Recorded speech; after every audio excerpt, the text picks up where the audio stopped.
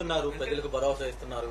Gas problem లేదు, petrol problem లేదు అంటారు. చాలా చోట్ల గ్యాస్ సరఫరా ఆగిపోయింది, హోటల్స్ ఆగిపోయాయి. అలానే పెట్రోల్ బంకులు కూడా రాష్ట్రంలో చాలా చోట్ల కూడా ఆపివేస్తున్నారన్న ఒక ప్రచారం. ఏంటి సార్, ఎక్కడ ప్రాబ్లం ఉంది?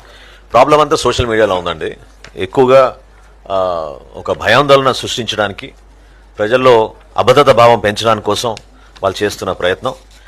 ప్రతి సందర్భంలో మేము చెప్తానే వచ్చాం, మన రాష్ట్రంలో ఎక్కడ కూడా మీకు గ్యాస్ విషయంలో కానివ్వండి, పెట్రోల్ విషయంలో కానివ్వండి, డీజిల్ విషయంలో కానివ్వండి కొరత లేదు.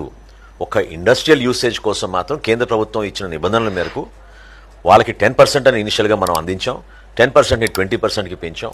అది కూడా ఇప్పుడు మనకి ఈ వారంలో పాఠశాలలు, విద్యా సంస్థలు, హాస్టల్స్ ఇవన్నీ కూడా వేసవి సెలవుల కోసం ఇస్తాం. కాబట్టి ఆ వచ్చిన స్టాక్ని దాన్ని కూడా డైవర్ట్ చేయమని జాయింట్ కలెక్టర్స్కి మా కమిషనర్ గారు ఆల్రెడీ ఇన్స్ట్రక్షన్స్ ఇవ్వడం జరిగింది. ప్రతిరోజు మేము యావరేజ్గా సుమారు 2,70,000 మందికి మేము గ్యాస్ సిలిండర్స్ మేము అందిస్తున్నాం. కొన్ని రోజుల్లో 3,40,000 మందికి కూడా మేము అందించాం. కాబట్టి ఎక్కడ కూడా ఈ కొరత ఉందనే భావన కాదు.